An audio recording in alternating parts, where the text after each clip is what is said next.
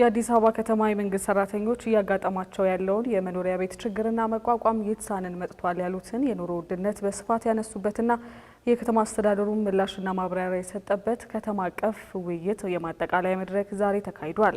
በውይይቱ ላይ የተገኙ የከተማ አስተዳደሩ አመራሮችም የከተማውን ህብረተሰብ ጉቦ እየተቀበሉ በሚሰጡት አገልግሎት የሚያማርሩ ሰራተኞች ከድርጊታቸው እንዲታቀቡ አሳስበዋል። ደብዳቤ ለመምራት ገንዘብ ከመጠየቅ ጀምሮ በተለያየ መልኩ የሚገለጽ ሌብነት መኖሩን በክትትል ለማወቅ ችለናል ያሉት ከንቲባ አዳነች አቤቤ ጥቂቶች በሚፈጽሙት የሌብነት ተግባር አብዛኛው የመንግስት ሰራተኛ በጅምላ እንዳይወቀስ በልዩ ትኩረት መስራት እንዳለበትም ተገልጿል። በዚህ መድረክ ላይ ተገኝቶ የነበረው ሪፖርተራችን ጌታውን አንጭሰው ተከታዩን ጥንቅር አሰናድቷል።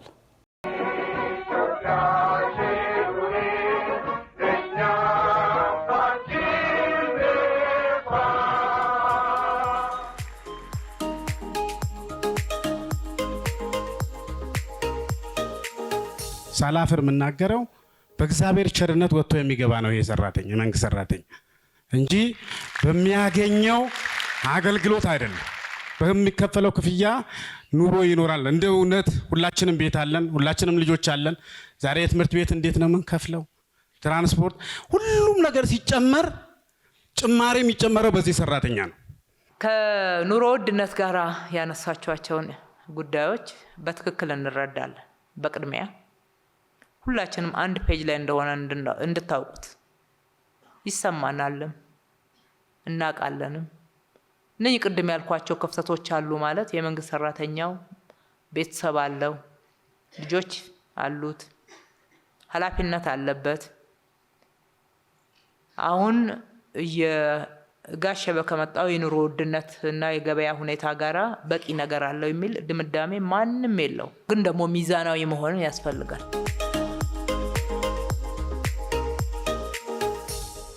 የቤት ችግራችን ቢፈታል እሱ ላይ ትኩረት ብትሰጡልን። የሁሉም የመንግስት ሰራተኛ ችግሩ ቤት ነው፣ የቤት ችግር ነው። እሱን ቀድመው ብትፈቱልን በአክብሮት እጠይቃለሁ። የመንግስት ሰራተኛው ከወዲሁ ተደራጅቶ በማህበር ቅድመ ክፍያውን ራሱ እንዲችል ቅድመ ክፍያ ከንግድ ባንክ ጋር የተስማማንበት 25 እጁን ነው። 75 እጁን ደግሞ በብድር ቤቱን መገንባት መሬት ማቅረብ።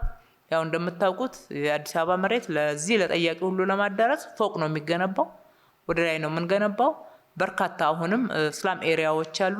ብንቀይራቸው ብንለውጣቸው በሲቲ ሪዲቨሎፕመንትም ማደግ ያለባቸው አካባቢዎች እነኚህ ረጃጅም ህንጻዎች ብንገነባባቸው ውጤታማ ያደርገናል። ከንግድ ባንክ ጋራ በጥሩ ሁኔታ ጀምረናል። እናንተም በየመስሪያ ቤቶቻችሁ ቅድሚያ የጀመሩት መምህራንና የጤና ባለሙያዎች ናቸው። በተለይ መምህራን ወደ መደራጀት የገቡ ናቸውና 41,000 የተባለው የነሱ ነው። እስካሁን ድረስ ስለተደራጁት ነው እንጂ ይሄ ለ41,000 ሰራተኛ ነው በሚል አይደለም። ስለዚህ ይቀጥላል። በእነኚህ ላይ ውጤታማ ስንሆን ሌሎችን እየቀጠልን እንሄዳለን። ሁለተኛ በፓብሊክ ፕራይቬት የምንሰራቸው ቤቶች በመንግስትና የግል አጋርነት የምንሰራቸው ቤቶች ላይ መንግስት የራሱን ድርሻ ለመውሰድ አይደለም ድርሻውን የሚያስቀምጠው ዋጋ ማካካሻ ለማድረግ ነው።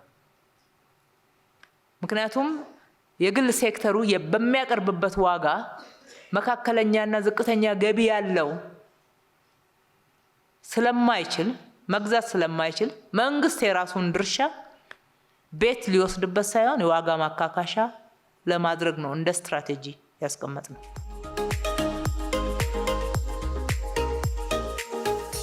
በተደጋጋሚ በተጨባጭ እጅተፈንጅ ከተማ አስተዳደሩ በራሱ ጥረት እያደረገ የያዛቸው ያሉ አሉ።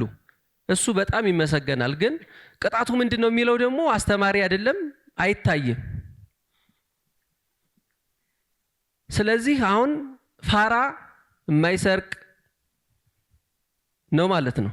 እናንተ ሲቪል ሰርቫንቱን አጠናክራችሁ ጥራት ያለው ለማድረግ ምንድነው የቸገራችሁ? 170,000 ሰራተኛ ይዘን ለምን ህዝብ እንደምናለቅስ እኔ በጣም ግራ ነው የሚገባኝ። ይሄ ሰራተኛ ለዚህ ከተማ በጣም በቂ ነው። ከዚህ ጋር ተያይዞ ከፖሊስ ጋር ያለ ስራችንም በአግባቡ ሊፈተሽ ነው የሚገባው።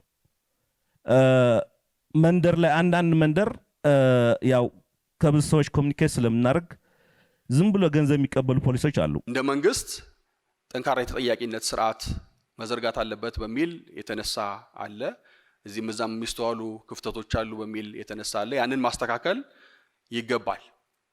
የመንግስት ሰራተኞች አዋጅ ላይም ልዩ ትኩረት ተሰጥቶታል። የመንግስት ሰራተኛውን ተጠቃሚነት ከማረጋገጥ ባሻገር የብቃት ችግር ያለባቸው የስነ ምግባር ችግር ያለባቸውን ደግሞ ተጠያቂ ለማድረግ የሚያስችል ስርዓት የተፈጠረበት ሁኔታ ስላለ እንደ መንግስት ያንን አጠናክሮ መቀጠል ያስፈልጋል። እንግልት፣ በጊዜ ጉዳዮችን አለመጨረስ፣ በክብር አለማገልገል፣ በሁለተኛ ደረጃ ደግሞ ለሚጠይቀው አገልግሎት መማለጃ፣ ጉቦ አገልግያለሁ መስጠት አለበት ብቻ ልትጠቀም ነው ወይ የሚል ግልጽ የሆነ የሚቀርብለት ጥያቄና ግፊት እንዳለ ማድረግ ካልቻለ ጉዳዩ እንደሚበላሽበት እንደማይጨረስለት ህዝቡ ያነሳል። እናንተም ጥሩ የምታገለግሉ ሰራተኞች ሊሰለቻችሁ ይገባል። በጋራ መሰደብን ደብዳቤ ለመምራት እንኳን ከተማችን ውስጥ ጉቦ እንደሚጠየቅ ደርሰንበታል። የስፋቱን ነገር እንተው። የተወሰነ ሰውስ ቢሆን ለምን እንደሚንገላታው